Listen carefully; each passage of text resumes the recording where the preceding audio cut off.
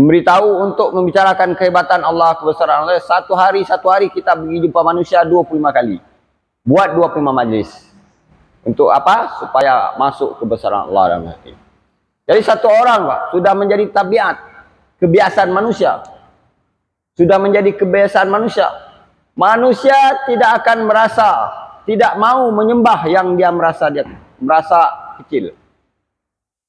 Apa yang dia rasa dia besar, maka itulah dia disembah. Dia merasa dunianya besar, maka dia hari-hari buat kerja dunia. Dia merasa perintah Allah kecil. Dia merasa kebesaran Allah, kehebatan Allah ini kecil. Dia merasa kehebatan dunia, kekuatan dunia lebih besar, maka dia tidak datang ke masjid, tidak datang menunaikan perintah Allah. Kenapa? Karena dalam hati dia ini tak ada keagungan Allah, tidak ada kebesaran Allah. Maka apa yang bahagia? Maka untuk mengetahui begitu besarnya Allah Subhanahu wa taala, maka kita lihat makhluk yang Allah Subhanahu wa taala ciptakan 18.000 jenis makhluk. Dari sekecil-kecil makhluk sampai sebesar-besarnya makhluk. Dari makhluk yang dalam hutan maupun makhluk yang di dalam lautan. Makhluk di atas bumi maupun di luar angkasa. Semua ini ciptaan Allah Subhanahu wa taala. Allah Subhanahu wa taala ciptakan bumi begitu besar, begitu dalam. Saking dalamnya bumi, ilmu canggih sampai sekarang ini tidak bisa mengetahui berapa dalamnya bumi. Karena bumi ini ada 7 lapis. Dari lapisan pertama menuju lapisan kedua, ulama memberitahu ini 500 tahun perjalanan. Dari lapisan kedua menuju ke lapisan yang ketiga 500 tahun perjalanan. Begitu seterusnya. Sampai lapisan yang ketujuh. Kemudian bumi dibandingkan dengan langit, Pak. Masya Allah. Bumi dibandingkan dengan langit, bagaikan cincin dicampakkan di padang pasir yang luas. Bumi ini bagaikan cincin, sedangkan langit bagaikan padang pasir yang luas. Begitu kecilnya bumi, Pak, dibandingkan dengan langit. Sementara langit ada 7 tingkat, Pak. 7 tingkat langit. 7 tingkat. Dari tingkat pertama ke tingkat yang kedua, begitu juga bagaikan cincin dicampakkan ke padang pasir. Begitu juga dari tingkat kedua, ketiga, keempat sampai ke-7. Ini bagaikan cincin yang dicampakkan di padang pasir. Begitu luas lagi, begitu luas lagi. Langit dan bumi digabungkan menjadi satu dibandingkan arasnya Allah, bagaikan cincin dicampakkan di padang pasir. Begitu luasnya arasnya Allah. Begitu besarnya Allah, arasnya Allah, kursinya Allah. Kemudian Allah Subhanahu wa taala menciptakan jutaan malaikat-malaikat. Allah Subhanahu wa taala menciptakan malaikat Jibril. Kakinya sampai ke kaki malaikat Jibril itu sampai ke lapisan bumi ke bawah dan kepalanya menjulang ke langit, Pak. Begitu luasnya malaikat. Namun malaikat Jibril yang luas ini, yang besar ini, bila dia punya 600 sayap, Allah ciptakan 600 sayap ini malaikat Jibril. Andaikan satu sayap saja mengembang, maka tenggelamlah, hilanglah barat dan timur. Gelap, Pak, menutupi matahari. Satu sayap saja bila dibentangkan, ini memiliki 600 sayap malaikat Jibril.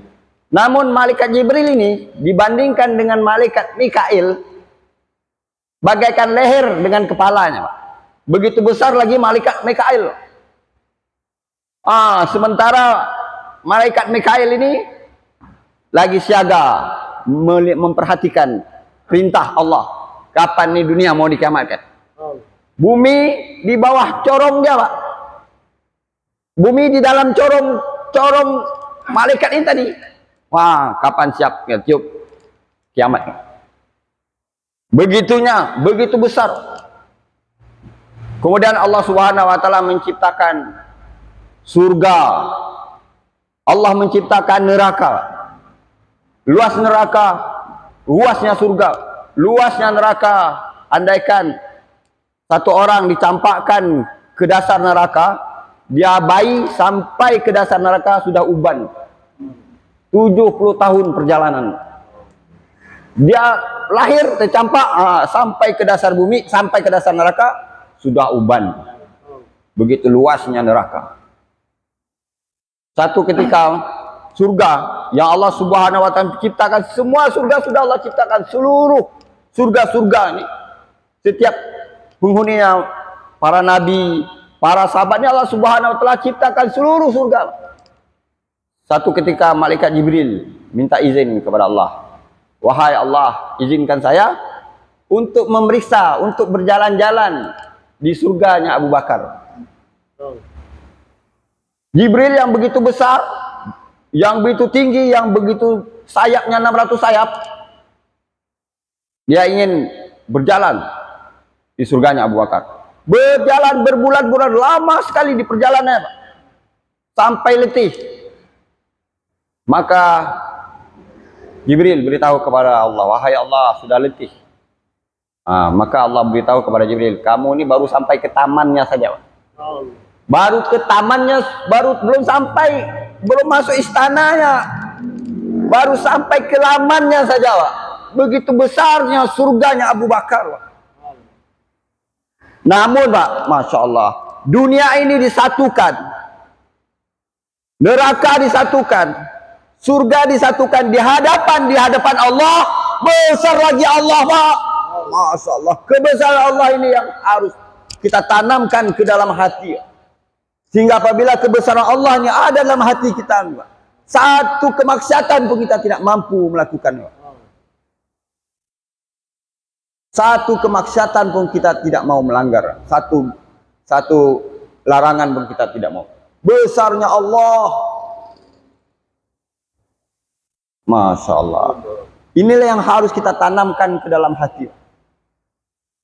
Apabila kebesaran Allah tertanam dalam hati, kita sebut Allah, Allah, maka bergegar hati kita. Itulah tanda-tanda kebesaran Allah dalam hati. Bergetar hati.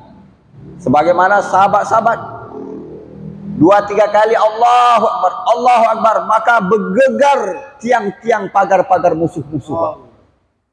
Bergegar tiang pagar musuh-musuh. Sehingga seluruh yang ingin memerang orang Islam tunduk patuh kepada Islam. Membayar jaizah kalau tidak masuk Islam. Kalau tidak mau masuk Islam, bayar izah. Kalau tidak mau bayar izah, diperangi, Pak. Sahabat-sahabat Islam ini betul-betul dikuasai, Pak. Betul-betul berjaya, betul-betul sukses. Kenapa?